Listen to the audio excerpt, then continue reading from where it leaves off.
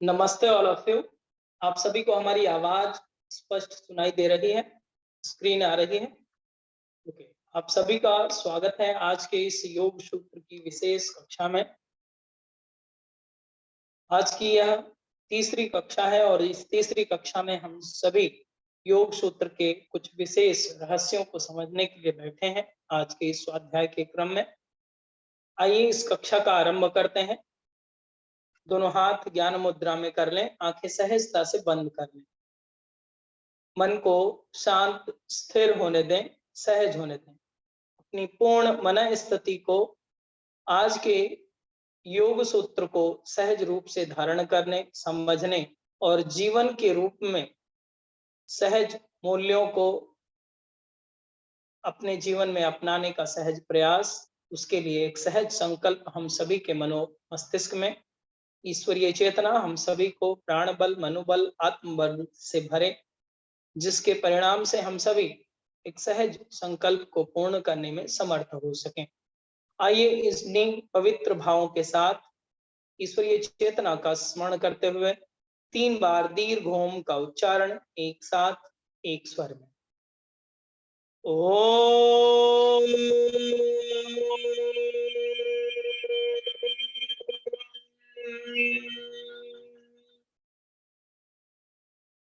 ओम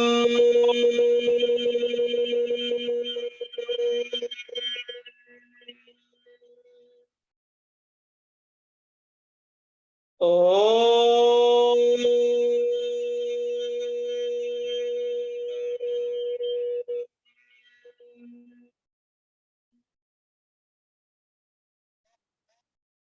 एक बार गायत्री महामंत्र का उच्चारण एक साथ एक स्वर में। ओम भूर्भुवः स्वः तत्सवितुर्वरेण्यम्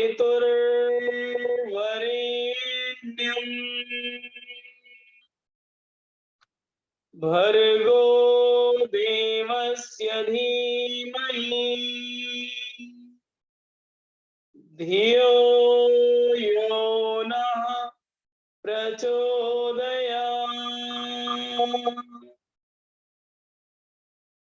Rub both palms and your face, release and relax. आप सभी का हृदय से स्वागत है आज के इस योग सूत्र की विशेष कक्षा में।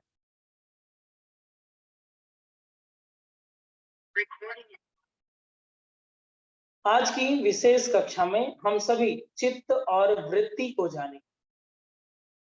चित्त क्या है वो समझेंगे और वृत्ति क्या है वो समझेंगे। इन दो विषयों पर केवल हम लोग डिटेल में समझेंगे, जानेंगे।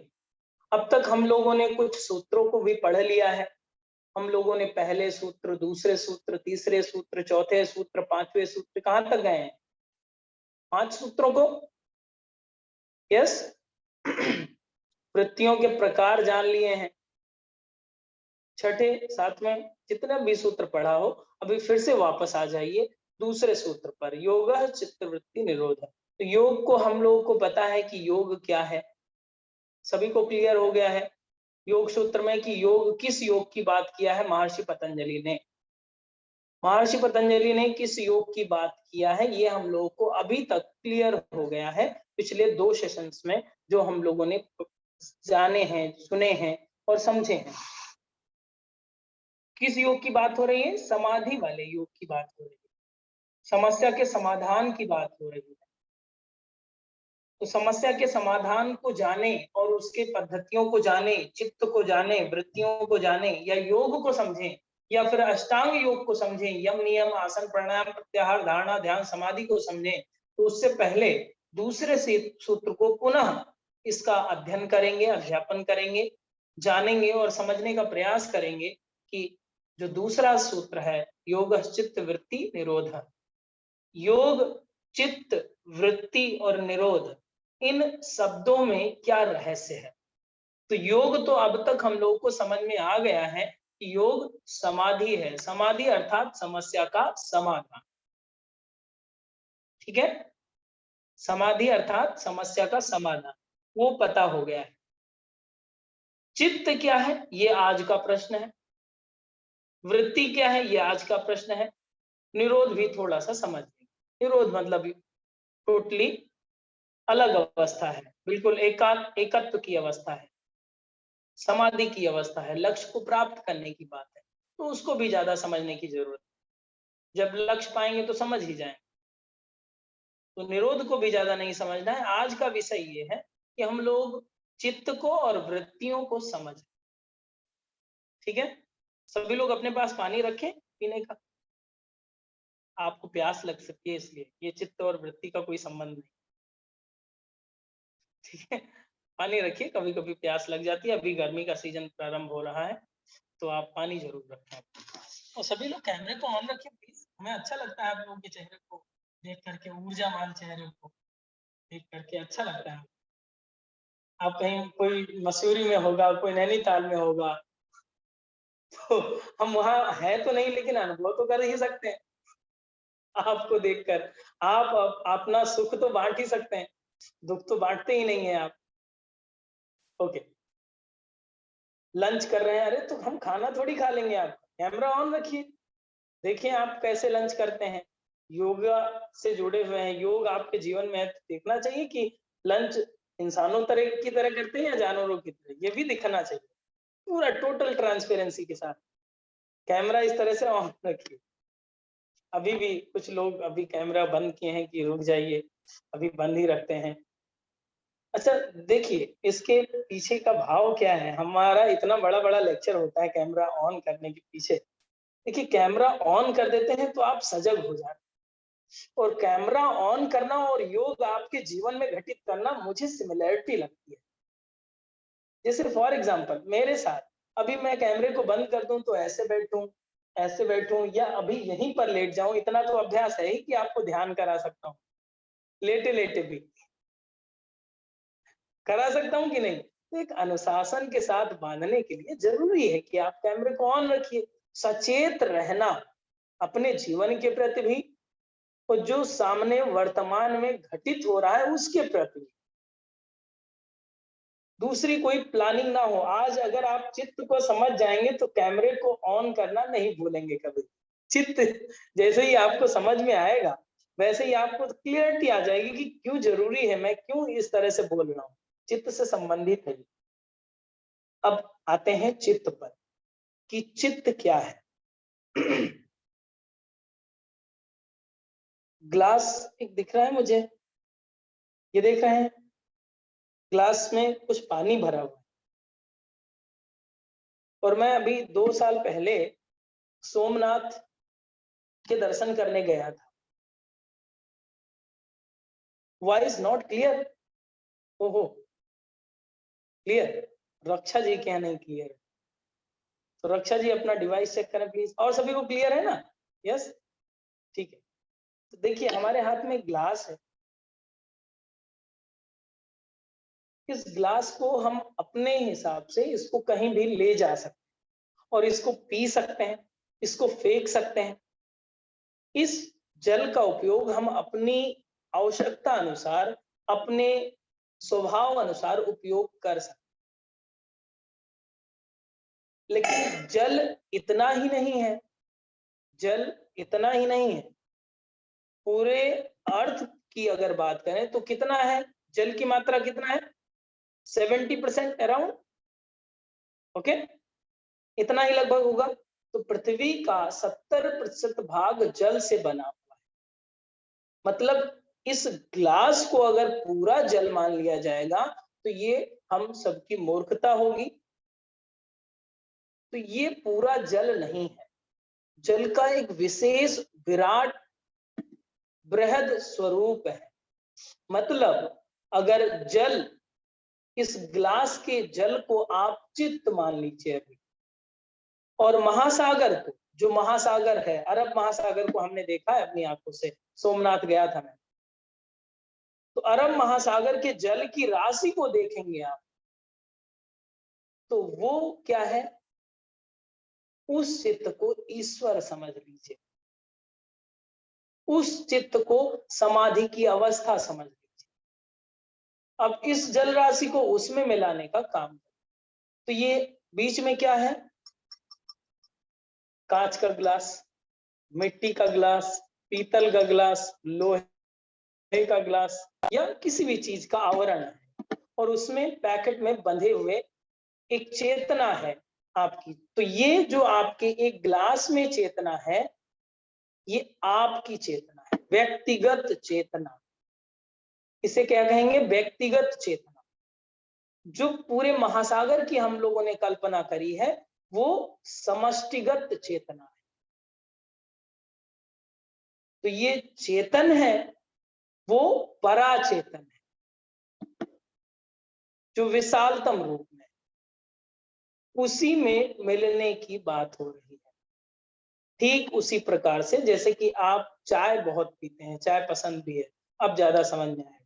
तो आपकी कप की एक चाय, ठंड के दिनों में चाय बहुत अच्छी लगती है, आपका चित्त है, आपकी पर्सनल कॉन्शियसनेस है। लेकिन पूरी केतली में बहुत सारी चाय है, एक एक कप में थोड़ा थोड़ा डाला जाता है, तो वो इंडिविजुअल नहीं होगा, वो समष्टि की होगी, वो ब्रह्मांडीय चेतना होगी। और ब्रह्मांडीय चेतना के माध्यम से आपकी चेतना स्थिर है। चेतना मतलब चित्त, ठीक है? तो जो आपके पास है थोड़ा सा है, इसी को अगर बड़े सागर में, जैसे कि एक गिलास ये पानी मैं यहां से ले जाऊं, 300 किलोमीटर, 350 किलोमीटर महासागर, अरब महासागर में जाऊं और इसको डाल दूं, तो इसका पता चलेगा? ये जल भी, ये गिलास का जल भी उसी में मिल जाएगा और उसी के अनुरूप हो जाएगा। हम फिल्टर नहीं कर पाएंगे, फिर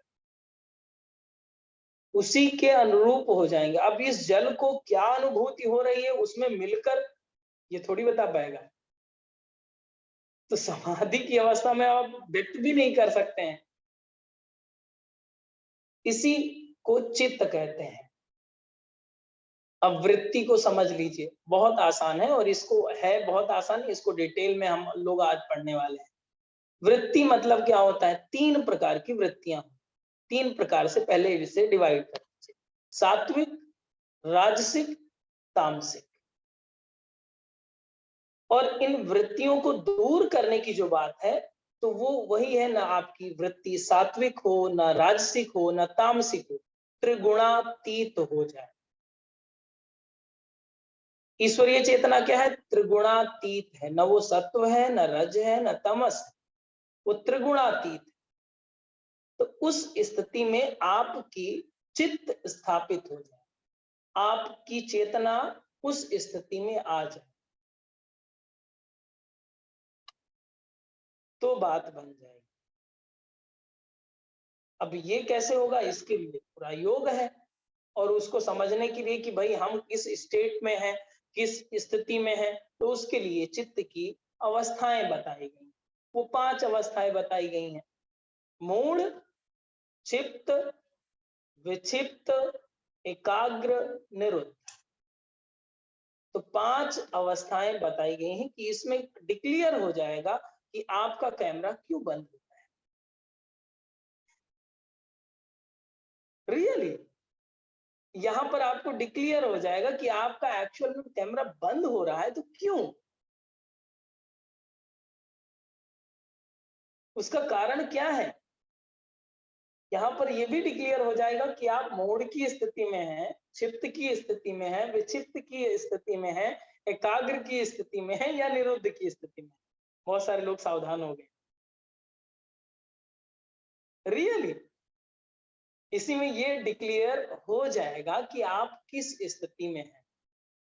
तो एक एक करके हम लोग इसको समझ लेंगे। चित्त अभी बहुत ही सरफेस लेवल पर हम लोग को ये समझ में आ गया है। चित्त मतलब व्यक्तिगत चेतना, आपकी चेतना जो आपको मिली हुई, और इस चेतना को परा चेतना में मिला देने का जो पूरा ट्रैक है, उसी को योग कहते हैं। उसके लिए आपको योग घटित करना पड़ता है, योग के अनुशासन को पालन करना पड़ता है। योग का अनुशासन क्या है? योग का अनुशासन है यम, नियम, आसन, प्राणायाम, प्रत्याहार, धारणा, ध्यान, समाधि। इसको स्टेप बाय स्टेप फॉलो करेंगे हम लोग। तो उसके अनुशासन को जैसे जैसे पालन करेंगे, वहां तक की स्थिति को प्राप्त हो जाएंगे। कहां तक की? निरुद्ध तक। अब पहले ये डिक्लेयर हो जाए कि किस स्थिति में है, परिस्थिति आपकी प्रेजेंट टाइम में क्या है। जैसे कि आप अभी अज्यूम कीजिए कि आपको 10 करोड़ रुपए कमाने हैं आज से। अब सोचिए 10 करोड़ रुपए आपको चाहिए विद इन 2 ईयर, 2 साल के अंदर 10 करोड़ रुपए का टारगेट है कि आपको अर्न करना है। आप पहले ये तो देख लीजिए कि अभी जेब में कितने पैसे, मतलब प्रेजेंट की कंडीशन क्या है, तभी तो आप आगे बढ़ पाएंगे। प्रेजेंट में है भी या जीरो है अकाउंट, वो भी चेक कर लीजिए, डिक्लेयर हो जाए कि प्रेजेंट की कंडीशन क्या है और यहां से अब चलना पड़ेगा। जैसे फॉर एग्जांपल आपको 10 करोड़ कमाने हो और 5 करोड़ पहले से भी हो, तो अब कितना बचा? 5। तो अब 10 का सीधा 5 हो गया। तो ये पहले डिक्लेयर हो कि आप किस स्थिति में हैं, मूढ़ में, क्षिप्त में, विक्षिप्त में, एकाग्र में या निरुद्ध। पांचों अवस्थाओं को डिक्लेयर करेंगे। कौन डिक्लेयर करेगा? जब कैमरा ऑन हो जाएगा तब डिक्लियरेंस आ जाएगा। पहला मूढ़ स्थिति। मूढ़ स्थिति को हम लोग जानेंगे। मूढ़ स्थिति का सबसे पहले गुण समझते। गुण क्या होता है? तमस प्रधान होता है। अरे बंद कर दो कैमरा, आराम से बैठेंगे, लेट जाएंगे, खाना अभी खाया है, सर तो खाना खाते नहीं है, तो हम अभी खाना खाए हैं। आज व्रत उपवास भी है, आज आलू ज्यादा गले तक भर लिया है, आलू घी से फ्राई करने वाला, सिंगदाना भी डला हुआ। तो आज व्रत है इसलिए आप ज्यादा खाया है, हैवी तो हो ही जाता है। तो आज थोड़ा सा लेटने का मन है, वीकनेस भी है, कमजोरी भी है। अब ये एहसान करने वाले लोग हैं शंकर जी पर, शंकर जी को भी परेशान करेंगे। मतलब उनकी आज शादी है और कुछ लोग लेटे हुए पड़े हैं। ऐसा अच्छा लगेगा क्या? नहीं, शादी के दिन सब लोग एक्टिव रहिए भाई, बहुत सारे काम है, देख लीजिए, कुछ नहीं हो तो सहयोग ही कीजिए। शादी के दिन आधे लोग लेटे पड़े हैं, नहीं आज भूखे पड़े हैं। तो एक शादी के दिन कुछ खाइए पीजिए आराम से, चित्त को प्रसन्न रखिए। अभी मैं कोटेश्वर महाकाल गया था मम्मी के साथ में। दर्शन करके आया, तो बहुत सारे स्टॉल वहां पे लगे थे, भांग बेच रहे थे। हमने कहा क्या है? कहा कि भांग है। तो कहा ये सादा वाला है, ये इसमें मिक्स है। हमने कहा कि अगर मैं पी लूं तो क्या होगा? वो कहा आप जानिए। हमने कहा अगर आप गारंटी लें कि हम घर तक चले जाएं स्कूटी में, वो भी मम्मी साथ में है, तो मैं पी सकता हूँ। तो कहा नहीं सर, ये हम नहीं जानते। तो हमने कहा ठीक है, इसे छोड़िए, अभी हम ग्रहण किए नहीं है, नहीं लेते। बहुत सारी भीड़ थी, बहुत अच्छा लगा मुझे, प्रांगण भी विशेष है वहां का। आज अच्छी बात थी कि वहां मोबाइल अंदर ले जाने दे रहे थे, पहले अन्य दिनों में नहीं ले जाने देते। तो हमने थोड़ा क्लिप भी बनाई, स्टेटस पे भी डाला। बात हम लोगों की मूड की है। अगर मूड की स्थिति में अगर हम लोग का चित्त होगा तो गुण प्रधान तमस का होगा। बाकी दो गुण और रहेंगे, मतलब सत्व और रजस रहेंगे, लेकिन दबे हुए रहेंगे, गौण अवस्था में रहेंगे, वो एक्टिव नहीं रहेंगे। तीन गुण सभी में रहेंगे। ऐसा नहीं है कि अगर तमस में है तो उसमें सत्व रहेगा ही नहीं, रजस रहेगा ही नहीं, ऐसा नहीं है। तीन गुण सभी में रहेंगे, लेकिन उनके सत्व गुण और रजस गुण दबे हुए होंगे, बहुत ही कम होंगे। प्रधानता किसका होगा? तमस की। स्वामित्व किसका होगी? तमस की। अब इनमें जो गुण की वृत्ति होगी, घोर निद्रा वाली वृत्ति होगी, बहुत सोएंगे, बिल्कुल सोते ही रहेंगे। 10 बार अलार्म बज जाए कान में, पूरा घर जग जाएगा लेकिन वो नहीं जगे। बाद में जब जगेंगे तो कहेंगे अलार्म भी बजा था क्या, जगाया क्यों नहीं? तो ऐसी पहला पहचान है कि मूढ़ वृत्ति में है वे। सचेत में अरे 5 बजने वाला, पहले जग जाइए, अभी मैसेज आने लगेंगे लोगों को। सचेत अवस्था में आप 4 बजे से ही जगे हुए हों। ओके, तो घोर निद्रा पहली बात। दूसरी बात, तंद्रा की अवस्था में बैठे बैठे सो जाएंगे। बैठे हैं और ऊँग रहे हैं, कैमरे में दिख रहा है यहाँ से। वो अलग बात है, आप थके हो, एक्सेसिव एग्जॉस्ट हो गए हो, तो अलग बात है, वो तंद्रा अवस्था नहीं है, वो वीकनेस है। आप तो बैठे बैठे लोग सो जाते हैं, खड़े खड़े मैंने सुना है और कुछ लोगों को देखा भी है, खड़े खड़े भी सो जाते हैं। देखा है आपने किसी? खड़े खड़े कैसे सो सकते हैं? खड़े खड़े भी सो जाते, बस में लटके हैं और सो गए ऐसे करते करते। तो ऐसी अवस्था में भी होते हैं। तो ये तंद्रा की अवस्था है। मोह अत्यधिक होता है, अटैचमेंट किसी भी चीज से। ग्लास है, ये टूट जाए, अरे ग्लास था टूट गया, बहुत ही ज्यादा एक्सेसिव अटैचमेंट। मूढ़ लोगों को मूढ़ लोगों को एक्सेसिव अटैचमेंट होता है, क्योंकि इनमें जड़ चेतन के भिन्नता का विवेक नहीं होता। जड़ क्या है, चेतन क्या है? चेतन आप हैं, चेतन तत्व है आप। और जड़ क्या है, वो उसकी विवेक होता ही नहीं, ज्ञान का अभाव। क्योंकि तमस की प्रधानता है, तमस का गुण यही है, जड़ और चेतन का अज्ञान हो जाए। अटैचमेंट अधिक से अधिक होगा किसी भी चीज को, घर को लेकर, बेटे को लेकर, कपड़े को लेकर, कोई भी समस्या होगी, कोई भी साधन होगा, तो एक्सेसिव अटैचमेंट। और अटैचमेंट से क्या होता है, आप सभी जानते हैं, ज्ञानी हैं, योगी हैं सभी। दुख, सबसे ज्यादा अटैचमेंट किससे? अटैचमेंट से ही दुख होता है, चाहे आप बेटे से कर लीजिए, बेटी से कर लीजिए, या फिर अन्य किसी से कर लीजिए। आप जानते हैं आज साथ में है तो कल दूर जाएगा, लेकिन इसको मानेंगे है नहीं, अटैचमेंट रखेंगे तो दुख का कारण। अतिशय मोह की कंडीशन में, मूढ़ अवस्था में रहेंगे। मूढ़ के कारण ही, मोह के कारण भी आपको अत्यधिक भय भी लगेगा। जैसे कोरोना में बहुत सारे लोग भय से मर गए, पता है? केवल फियर से मरे बहुत सारे लोग, डर से। अरे कोरोना हो गया, अरे इतनी लोग मर रहे हैं, अरे मरने दीजिए। जिसका अकाउंट कंप्लीट होगा वो तो जाएगा ही ना। अभी जितने लोग स्क्रीन में बैठे हैं तो क्या मरे हुए लोग हैं ना? नहीं, सभी जीवित है, तभी तो लॉगिन करके बैठे हैं। इनकी आत्मा ने तो अभी लॉगिन किया नहीं है, तो ये सभी जीवित है क्योंकि ये डरे नहीं थे, डर का प्रभाव नहीं हुआ था। दूसरा, भ्रम, इल्यूजन्स, बहुत सारे भ्रम होंगे।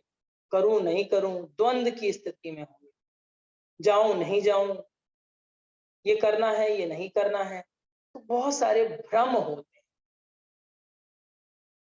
दशा अतिशय मोह की होती है, बहुत ज्यादा मोह। और इसका कारण क्या होता है? काम, क्रोध, लोभ और मोह, चार चीजें इसका कारण होगी। मूढ़ अवस्था की चार कारण है कि काम, क्रोध, लोभ और मोह। और ऐसा व्यक्ति जो मूढ़ अवस्था में होगा, वो चार स्थितियों में भी होगा। या अधर्म कर रहा होगा, धर्म से अलग अधर्म कर रहा होगा, या अज्ञान की शरण में होगा, या दीनता का भाव होगा उसमें। दीन, जैसे कि बहुत सारे लोग देखे होंगे आपने, बहुत सारा पैसा है, सब कुछ है, संपन्नता है, साधन है, दीन भाव रहता है, प्यासे रहते हैं, हाँ पैसा नहीं, अतृप्ति, बिल्कुल तड़प रहे हैं 2 रुपए के लिए। ठीक है, ऐसी स्थिति में होते हैं। तो उनका जो चित्त है मूढ़ अवस्था में है, दीनता के भाव। सब कुछ होते हुए भी वो जीवन अपना भिखारी जैसा ही जीते हैं। चित्त की बात कर रहा हूं, चाहे टहल रहे हो बड़ी गाड़ियों से, बड़े साधनों का उपयोग कर रहे हो, लेकिन उनका चित्त भिखारियों जैसा। इस स्थिति में होते हैं, दीनता का भाव हमेशा। अरे नहीं मिल नहीं पाया, अरे वो नहीं मिल पाया, ये नहीं ले पाए, ये ले लें, ये ले लें, ये ले लें, ये दीनता का भाव है। लेकिन इस कक्षा में बैठा व्यक्ति दीनता का भाव नहीं रखता है। आपके पास जितने भी साधन हैं, चाहे इस समय मैं गलत बोल रहा हूं, वो आप लोग डिक्लेयर करेंगे, जिससे चाहे आपके पास जितने भी साधन है, आप अपने लिए दीनता का भाव नहीं रख रहे हैं। आपको पता है आपके पास 2 हाथ हैं, ये बात मूढ़ व्यक्ति को नहीं पता होती है। आपको पता है आपके पास 2 पैर हैं, आपके पता है आपके पास 2 आंखें हैं, जुबान है, मुख है, कान है, प्रॉपर काम कर रहा है, ब्रेन है, लंग्स हैं, बहुत सारी चीजें हैं जो लोगों के पास नहीं होती हैं और फिर भी अपना जीवन यापन करते हैं। इस संपन्नता को, इस ऐश्वर्य को मूढ़ व्यक्ति नहीं अनुभव कर सकता। जो मिला है उसका अनुभव ही नहीं कर सकता मूढ़ व्यक्ति। उसे क्या रहता है? और कुछ पाने की, और कुछ ग्रहण करने की, बस मिल जाए, दीन भावनाएं रहती। जो मिला है उसमें कुछ भाव ही नहीं आता, क्योंकि अधर्म में है, अज्ञान में है, दीन का भाव है उसमें। तो इन सभी चीजों को मिला करके जो चित्त बनेगा, मूढ़ चित्त बनेगा। अब अपना देख लीजिए कहां पर है आप, कौन सा गुण मैच कर रहा है। अपने जीवन में देखिए, दूसरों में मत देखिए। आप अभी दूसरों को जज कर रहे होंगे कि हाँ पड़ोसी इसमें है, पड़ोसी इसमें है, उसको मत जाइए। अभी बहुत सारे लोग टहल आए हैं, अभी 2-3 लोगों से मिल लिए इतनी ही देर में, इसमें मत जाइए। अपने पे डिक्लेयर करिए कि यहाँ पर कुछ, यहाँ अपने पास तो नहीं है तो इसको दूर करना है, इससे आगे बढ़ना है। मतलब चेतना को थोड़ा और ऊपर उठाना है।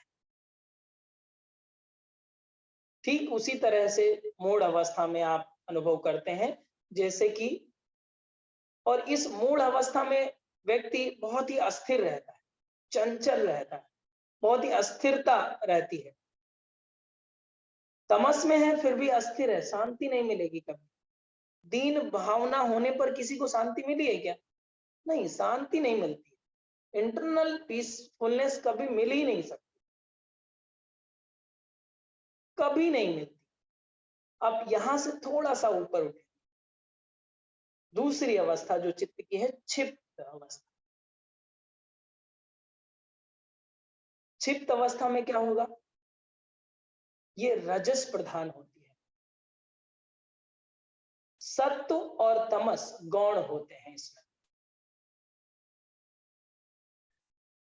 इसमें क्या होता है कि इसमें व्यक्ति अगर होगा तो बहुत जल्दी दुखी हो जाएगा, बहुत जल्दी, इमीडिएटली। किसी से कोई भी बात हुई तुरंत दुखी हो जाता है, बहुत जल्दी दुखी हो जाता है। चंचलता रहती है, बहुत ही चंचल स्वभाव का रहता है। चिंता बनी रहती है। जो चंचल होगा उसी को तो चिंता होगी, जो स्थिर होगा स्थिरता से आराम से रोटी बनाता है, सुन भी रहा है हमारी बात, तो उसको काहे की चिंता? फिर क्लास भी चल रही है, अपना काम भी हो रहा है, एक पंथ दो काज, अच्छी बात है। तो यहाँ पर चंचलता नहीं, तो चिंता भी नहीं, लेकिन चंचलता है इसीलिए चिंता भी है। और ऐसा व्यक्ति जो क्षिप्त अवस्था में है, बहुत जल्दी शोक की अवस्था में भी आ जाता है, बहुत जल्दी शोक की अवस्था में, और लंबे समय तक शोक की अवस्था में रहता है।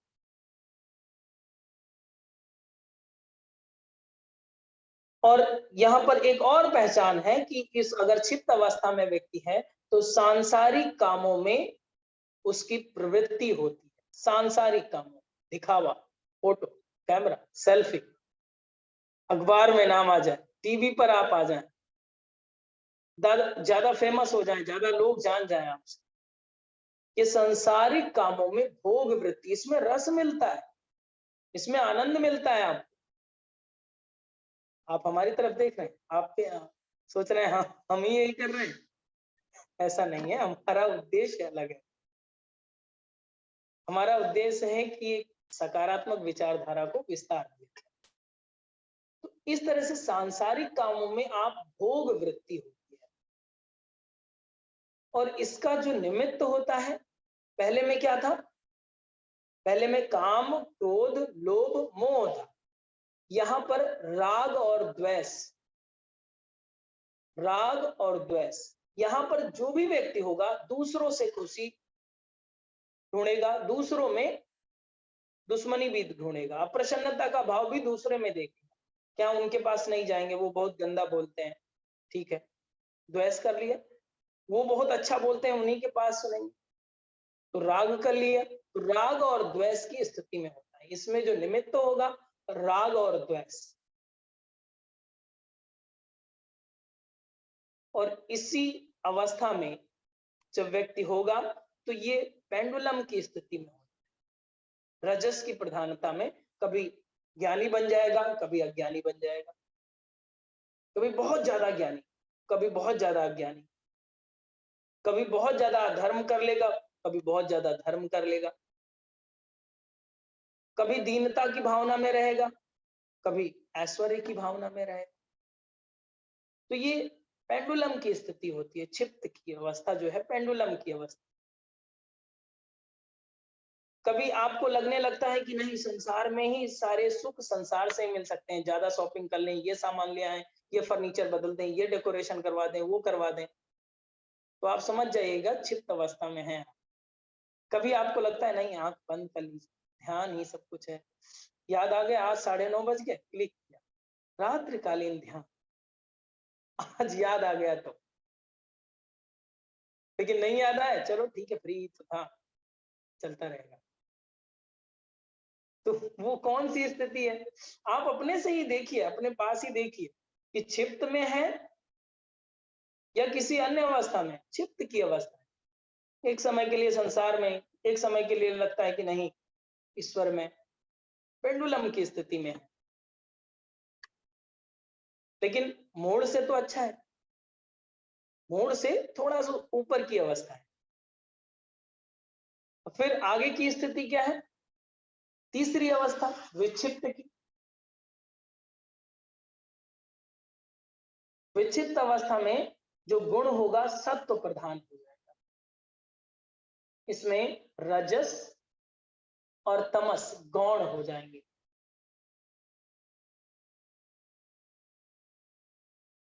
रजस और तमस का निष्क्रिय हो जाता, होते हैं लेकिन गौण होते हैं, कम मात्रा में। यहां पर जो गुण विकसित होगा अनासक्ति का गुण, आसक्ति नहीं रहेगी फिर ज्यादा। यहां पर जो प्रवृत्ति होने लगेगी ज्ञान में, धर्म में, वैराग्य में प्रवृत्त होने लगेंगे उसमें, यहां से योग का आरंभ होने लगेगा।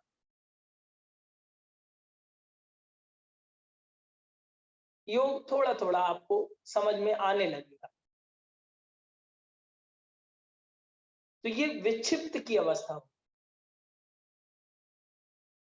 क्योंकि जब आप अनासक्ति में हैं, अनासक्ति की स्थिति में आपको अब भय नहीं रहेगा। जैसे कि अभी आपको आसक्ति थी, आसक्ति मतलब राग द्वेष, तब आपको चिंता भी थी। यहाँ पर अनासक्ति आ गई तो आपको ज्यादा चिंता है ही नहीं, सत्व की प्रवृत्ति आ गई, भय है ही नहीं, चंचलता है ही नहीं, दुख है ही नहीं, केवल विक्षिप्त अवस्था में ज्ञान में प्रवृत्त हो रहे हैं, धर्म में प्रवृत्त हो रहे हैं, वैराग्य में प्रवृत्त हो रहे हैं, सचेत रूप से जान जाता है, उसमें रुचि लेने लगता है विक्षिप्त अवस्था में। वहीं पर उससे थोड़ा सा ऊपर जाएंगे, मतलब ये चित्त से विशेष है, ये विक्षिप्त, विक्षिप्त मतलब पागल का नहीं है, यहाँ पर चित्त से विशेष मतलब है, ठीक है, चित्त से जो विशेष है वो विक्षिप्त है। तो ज्ञान, धर्म और वैराग्य में प्रवृत्त होने लगता है। यहाँ देख लीजिए, यहाँ पर हैं, इसमें बैठे हुए बहुत सारे लोग इसमें विक्षिप्त अवस्था में हैं, और उससे फिर आगे की स्थिति में चौथी स्थिति एकाग्र की है। अब यहाँ पर गुण जो होगा वो सत्व प्रधान ही होगा, रजस तमस गुण बहुत ही न्यून बचेंगे, बहुत ही न्यून, बहुत कम बचेंगे, ना मात्र भी इसमें रजस और तमस बचेंगे। गुण वृत्ति जो है, गुण वृत्ति पूरा एकाग्रता की होगी, फोकस, केंद्रित, सेंटर, लक्ष्य पर ही आपकी दृष्टि रहेगी।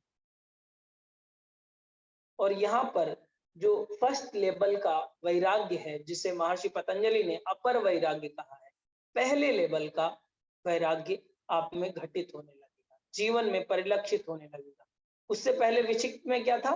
ज्ञान हो रहा था केवल वैराग्य का, यहाँ पर जीवन में दिखने लगेगा, व्यवहार में आने लगेगा, अनुभूति होने लगी, अपर वैराग्य। जड़ की भिन्नता का ज्ञान स्पष्ट हो जाएगा, आपको क्लियर रहेगा कि ये जड़ है, ये चेतन है, इसमें कोई डाउट नहीं रहेगा।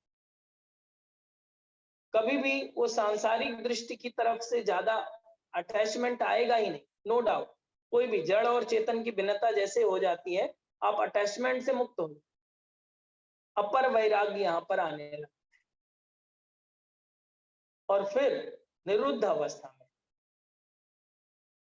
विशेष स्थिति, सत रजस तमस होते हैं, खत्म नहीं होंगे, होते हैं संस्कार मात्र से। संस्कार जितना है, पूर्व जन्म का संस्कार है, उतने मात्र में ये सत रज तमस रहेंगे। और यहाँ पर असंप्रज्ञात समाधि की प्राप्ति होगी, निरुद्ध अवस्था में बिल्कुल निरोध हो गया है, अब असंप्रज्ञात समाधि की प्राप्ति होने लगी। सारी संभावनाएं यहाँ पर खुल जाती है। जो एकाग्र अवस्था थी, यहाँ पर संप्रज्ञात समाधि, समाधि को आगे हम लोग डिटेल में जानेंगे। तो जो एकाग्र अवस्था थी, उसमें संप्रज्ञात समाधि के अनुभूति आपको होने लगी, और यहाँ पर असंप्रज्ञात समाधि की प्राप्ति होने लगी। क्लियर? तो आप किस स्थिति में हैं, पहले, दूसरे, तीसरे, चौथे, पांचवे, आपको पता हो गया हो। बताइए मत किसी को, बताइए मत, छुपा के रखिए, योग बहुत रहस्यमय है, अपनी सिद्धि नहीं बतानी चाहिए किसी को। तो आपको अपनी स्थिति पता हो गई है कि चित्त हमारा किस स्थिति में है, मूढ़ में, क्षिप्त में, विक्षिप्त में, एकाग्र में, निरुद्ध में। और हम लोगों को यात्रा कहाँ की करनी है, योग की, समाधि की, निरुद्ध तक जाना है, टारगेट है हमारा। तो अब जिम्मेदारी है हम लोगों की कि अब कुछ सी चीज का, टूल का सहारा लिया जाए, अष्टांग योग का सहारा लिया जाए, यम नियम का सहारा लिया जाए, आसन प्राणायाम का सहारा लिया जाए, प्रत्याहार धारणा का सहारा लिया जाए। इस तरह से 8 आयामों को देखा जाए, समझा जाए और जीवन में अपनाने का प्रयास किया जाए।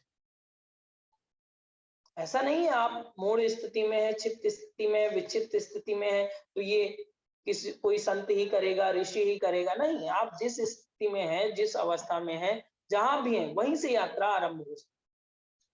बस आज के दिन आपका एक संकल्प आपके जीवन की यात्रा आगे बढ़ा सकता है। आपको संकल्पित होना है, किस इस अवस्था से आपको आगे बढ़ना है। आपको दृष्टि आ जाए, आपको पता तो हो एक्चुअल में आप खड़े कहाँ हैं, अहमदाबाद में है या मुंबई में, आपको क्लियर तो हो। जाएंगे हिमालय पर, खड़े कहाँ, ये तो पता ही है। ट्रेन कौन सी लेंगे, प्लेन कौन सी लेंगे, वो तो पता हो आपको, डायरेक्शन पता हो जाए तो यहाँ से दिशा तय हो जाती है आप कि आप किस स्थिति में हैं और कहाँ पर और ज्यादा काम करने की जरूरत है। यहाँ पर भी आगे भी महर्षि पतंजलि भी कहेंगे अभ्यास और वैराग्य, कि किसका अभ्यास करना, किसका वैराग्य करना। अब यहाँ पर भी देखना है कि किसके प्रति आपको ज्यादा वैराग्य करना है, किसके प्रति आपको ज्यादा अटैचमेंट रखना है, अभी जरूरत है, अभ्यास की जरूरत है। अभ्यास मतलब जुड़ाव रखना है, ताकि आप कहाँ तक पहुंच सके, निरुद्ध अवस्था तक पहुंच सके। तो उसका अभ्यास अब शुरू हो जाएगा। अब इसको और एक सहज उदाहरण के तौर पर समझ लेते हैं, पांचों अवस्थाओं को। जैसे कि आप अपने पास में 10 रुपए रखिए जेब में, डीमार्ट की बात करते हैं, कॉमन है, सभी जगह पाए जाते हैं। डीमार्ट में आप जाइए या किसी अच्छे शॉपिंग मॉल में जाइए, 10 रुपए रखिए। क्या लेंगे, आजकल तो 10 रुपए में कुछ मिलता नहीं है, कुछ नहीं मिलता है। 100 रुपए रख लीजिए, चलिए 100 रुपए में काम बनेगा, कुछ कुछ तो मिल जाएगा, एक चॉकलेट छोटी सी। बिल कराने जाएंगे, आपको शर्म आएगी, वो अलग बात। 100 रुपए रख करके आप गए हैं और आपको खरीदना है, टहले घूमे देखें, आप कितने अस्थिर होंगे, ये भी लें, ये लें कि ये लें, एक ही सामान मिलेगा, कितने अस्थिर होंगे, चित्त शांत नहीं रहेगा। फिर भी आपको लगता है कि आपके पास बहुत कुछ है। लेकिन अगर वहीं पर आपके जेब में 100 रुपए से 1000 रुपए हो जाते हैं क्षिप्त अवस्था में, अब 1-2 चीजें ले सकते हैं आराम से। डीमार्ट में 100 से नीचे कोई सामान नहीं होता है आई थिंक। ओके, तो आप 1-2 सामान ले सकते हैं। इसमें भी अस्थिरता है, ये ले लें, 2 ले लें, 3 ले लें, पैसे बचेंगे नहीं बचेंगे, इसमें भी है। अगर विक्षिप्त में जाते हैं, आपके पास 1000 रुपए या मान लेते हैं 10,000 रुपए, तब आप थोड़ा-सा स्थिर होते हैं। हाँ, ठीक है, ले लेंगे, मन करेगा ले लेंगे। टहला 2-3 राउंड मारा, 2-3 ट्रॉली में कुछ डाला, बिल कराया, चले आए। एकाग्र की अवस्था में लाखों रुपए हैं, हाँ, चलो भाई क्या लेना है, जो मन पड़ेगा, जो जरूरत होगी ले लेंगे, शांत हो गए आप। अभी विक्षिप्त से ही शांत होने लगे कि हाँ पैसे हैं, जरूरत होगा ले लेंगे। एकाग्र में और भी शांति आ गई। और जैसे ही आपको डीमार्ट का मालिक बना दिया जाएगा निरुद्ध अवस्था, अब जो चीज जरूरत है लीजिए, बोल दीजिए केवल कि हाँ ये पहुंचाना है, घर पे पार्सल कर दो, वर्कर वहां पे लगे ही हैं, पार्सल आ जाएगा आपके घर पे। तो डीमार्ट का मालिक बनने की बात हो रही है। पूरी समष्टि में हम लोग कहां पर अभी अटके हुए हैं उसको भी देखने की जरूरत है। 10 रुपए में, 100 रुपए में, 1000 में, 10,000 में, या फिर करोड़ों चाहिए, अरबों चाहिए। पैसे की बात नहीं है, यहाँ पर चेतना के स्तर की बात है कि चेतना हम सबकी कितना ऊपर उठ चुकी है। चेतना को जैसे जैसे ऊपर उठाएंगे चमत्कार घटित होने लगेगा। जैसे कि अभी आप सुन रहे हैं, मैं आपको लाइव उदाहरण बताता हूँ चेतना कैसे उठती है। इससे पहले काम कर रहे थे, कुछ कर रहे थे, ये कर रहे थे, ये भी करना है, ये भी करना है, ये भी करना है, सर दर्द भी हो रहा था, थकान भी लग रही थी, अरे आज का दिन तो फिर सैटरडे भी है, फिर भी टाइम छुट्टी नहीं मिल रही है। अभी आपके 47 मिनट बीत चुके हैं इस लेक्चर को सुनते सुनते। यहाँ पर भी चेतना ऊपर थोड़ा सा उठ चुकी है। वहां से जिस लेवल पे आप थे वहां से थोड़ा सा अपलिफ्ट करिए, तभी आपको लाइटनेस लग रहा है, फ्रेश लग रहा है, अच्छा लग रहा है, सुनने में मजा आ रहा है। ये आप गुण को देखिए, अभी जो पीछे आपने पढ़ा है वही है, कोई चमत्कार वाली बात नहीं कर रहा मैं। तो जो आप अभी स्थिति में थे, इससे पहले की स्थिति में अभी आपको कुछ अलग अनुभव हो रहा है, कुछ अलग स्थिति है। इसमें आपका स्वार्थ नहीं है, मेरा भी स्वार्थ नहीं, दोनों लोग निस्वार्थ भाव से बैठे हैं। तो यहाँ पर चेतना का स्तर बढ़ रहा है, थोड़ा सा मूलाधार से थोड़ा सा ऊपर, स्वादिष्ठान या मणिपुर, यहाँ तक आ रही है चेतना। इस चेतना को धीरे धीरे धीरे धीरे धीरे धीरे धीरे धीरे ऊपर उठाते हुए निरुद्ध तक ले जाना है, सहस्त्रार तक ले जाना है। यही तो कार्य है योग का। तो जब भी आप किसी ऐसी चर्चा में जुड़ते हैं, ऐसी सत्संग में जुड़ते हैं, तो वहां पर चेतना के ऊर्ध्वगमन की यात्रा स्वतः ही आरंभ हो जाती है। जैसे कि कभी कभी आपको प्रसन्नता का भाव हो गया, अरे वाह मजा आ गया, सर ने क्या बोल दिया। कभी कभी ऐसा लगता हो कि आप रोने लगते हो, आंख से आंसू निकल रहे हैं, पता ही नहीं चल रहा। ये भी चेतना के ऊपर उठने का ही संकेत है। कभी कभी आपके अंदर से खुशी फूट रही है, आप व्यक्त नहीं कर पा रहे, वो भी चेतना के अपलिफ्ट होने की का ही प्रतीक है। वहां पर कोई थिंग्स नहीं है, लेकिन एक विचार था जो आपके जीवन को अपलिफ्ट कर रहा है, चेतना को ऊपर उठा रहा है। ये भी एक चेतना के ऊपर उठने का संकेत है। और ये संकेत आपके जीवन में कितनी बार घटे हैं, आपने लाइव अनुभव किए हैं, लेकिन कितनी बार फिर से वहीं पर जा गिरे हैं, राइट। कितनी बार ऊपर उठा है, फिर कितनी बार नीचे गिरा है, उसी को पकड़ लेना है। जैसे ऊपर उठे बस यही स्थिति है, ठीक स्थिति, यहीं से ऊपर जाना है। उसकी स्थिति में तभी होगा जब आप मूलाधार से स्वादिष्ठान और मणिपुर तक आपकी मूढ़ और क्षिप्त की अवस्था रहेगी। और जैसे ही आप अनाहत की स्थिति में आते हैं, तो विक्षिप्त की अवस्था अनाहत क्षेत्र में होगी।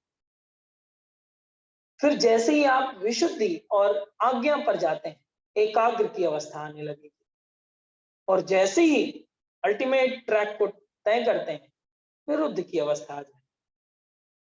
इसी को ट्रैक करना है। यहीं पर चेतना है, यहीं पर कुंडली शक्ति है, यहीं पर तंत्र विद्या है, यहीं पर जीवनी शक्ति है, यहीं पर ब्रह्म विद्या है, यहीं पर आत्म विद्या है। भगवान कहते हैं ना कि विद्याओं में मैं कौन हूं? आत्म विद्या।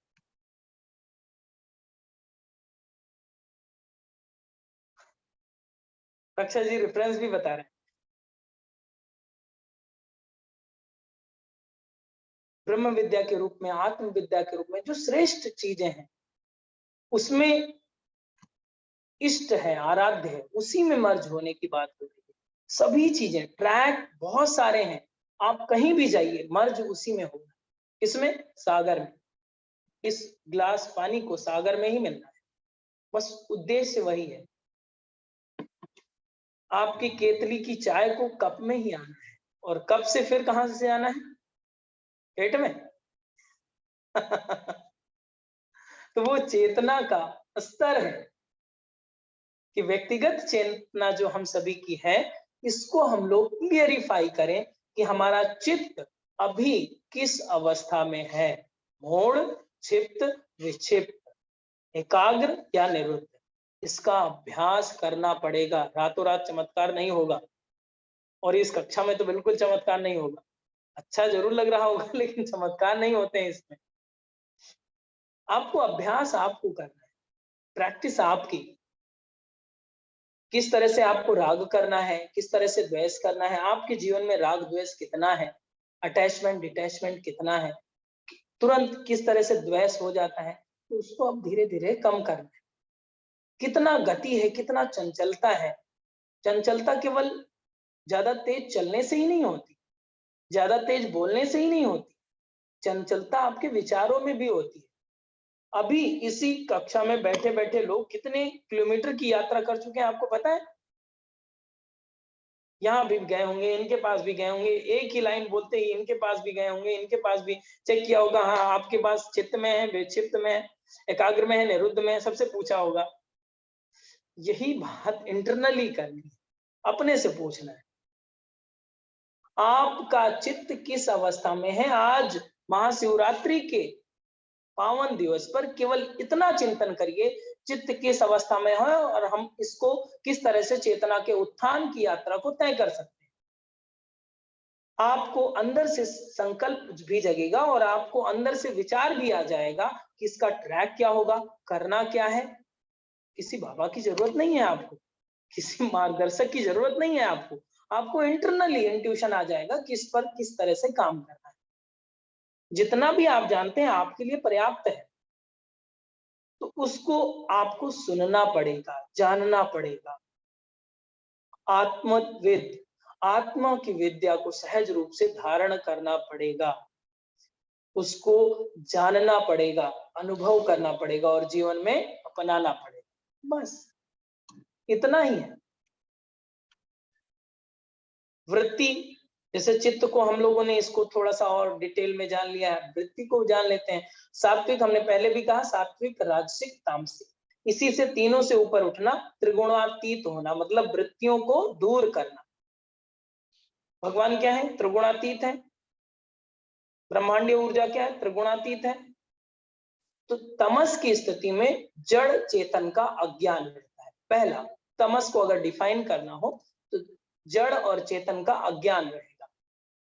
जड़ क्या है, चेतन क्या है, पता ही नहीं, सब कुछ यही जीवन लग रहा है। सफेद कपड़े पहन लिए तो क्या बाबा हो गए क्या? नहीं, यही जड़ चेतन लगने लगता है कि हम पंडित जी होंगे, मस्तक पर थोड़ा सा चंदन लगा लिए तो आज शिव के भक्त होंगे। ऐसा नहीं है, ऐसा कुछ भी नहीं है। ये जड़ और चेतन में भिन्नता जैसे होगी, इसका प्रकाश अलग हो जाएगा।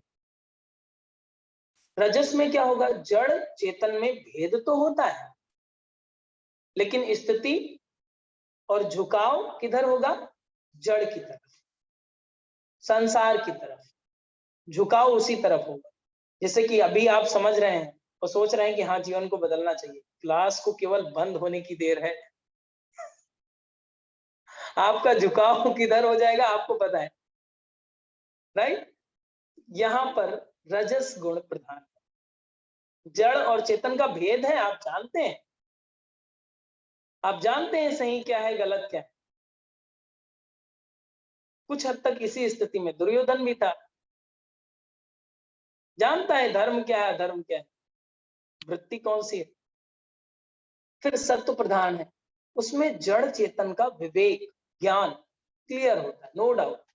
अब जब क्लियर है तो अटैचमेंट कैसा, जब क्लियर है तो दुख कैसा, जब क्लियर है तो राग कैसा, जब क्लियर है तो द्वेष कैसा, कुछ नहीं रहेगा। सत्व प्रधान में स्थिरता आ जाती है, शांत हो जाता है, एकाग्र होने लगता है। एकाग्रता से ही, एकाग्रता के बहुत सारे टूल बताएंगे आगे महर्षि पतंजलि कि इसमें नहीं हो सकता है तो इसमें करिए, एकाग्र हो जाइए, केवल सेंटर हो जाइए, केंद्रित हो जाइए, यहाँ पे धारणा करिए, इस तरह से कर लीजिए, ये अभ्यास कर लीजिए, ये अभ्यास कर लीजिए, बहुत सारे टूल बताते हैं, बहुत सारे टूल बताते हैं। पहले ही अध्याय में टूल बता देते हैं कि एकाग्रता के कितने टूल हैं। एकाग्र हो जाइए तो फिर निरुद्ध अवस्था में प्राप्त कर लेंगे समाधि, जिसकी आप परिकल्पना कर रहे हैं, केवल आपकी अभी तक केवल हाइपोथेसिस रही है केवल समाधि की, उसको आप एक्सपीरियंस करेंगे, वननेस का एक्सपीरियंस आपको होने लगेगा, उस चीज का आप एक्सपीरियंस करेंगे। ठीक है, तो यहाँ पर सत्य, रज और तमस की बात हम लोगों ने वृत्ति को समझ लिया कि 3 प्रकार की वृत्ति रहेंगी, मतलब मन की स्थिति किसमें है, तमस में, रजस में, सतस में। चित्त मतलब चेतना, और आपकी अभी क्या है, इंडिविजुअल कॉन्शियसनेस को, व्यक्तिगत चेतना को समष्टि चेतना में विलीन करने का टारगेट, परा चेतना में विलीन करने का उद्देश्य है योग का। ठीक है, मतलब यहाँ पर जो आवरण जो भी दिख रहा है, इससे मुक्त होने का उद्देश्य है, आपके जीवन का मूल उद्देश्य यही है। बॉडी की हर एक सेल चाहती है कि कब आपकी श्वास बंद हो, कब आपके शरीर से अलग हो जाए, चाहती है कि नहीं? यस या नो? यस, चाहती है। आपकी हर एक सेल चाहती है कि आपके शरीर से अब मुक्ति ले, इसका टारगेट यही है। चल रहा है तब तक चल रहा है, आप नहीं मुक्त करेंगे चेतन मन से तो ये अपने आप मुक्त हो जाएगी। ये पंच तत्व फिर बंधे नहीं रहेंगे, अलग अलग विमुक्त हो जाएंगे। तो टारगेट वही है, मार्ग वही है मुक्ति का। उद्देश्य, राह, पथ अलग अलग हो सकते हैं, विचार अलग अलग हो सकते हैं, बट जो टारगेट है एक ही रहेगा, मूल समाधि का, समस्या के समाधान का। आज की बात यहीं तक। चित्त और वृत्ति को हम लोगों ने सहज रूप से समझ लिया है। आई होप आप सभी ने समझा होगा और सहजता से धारण भी किया होगा।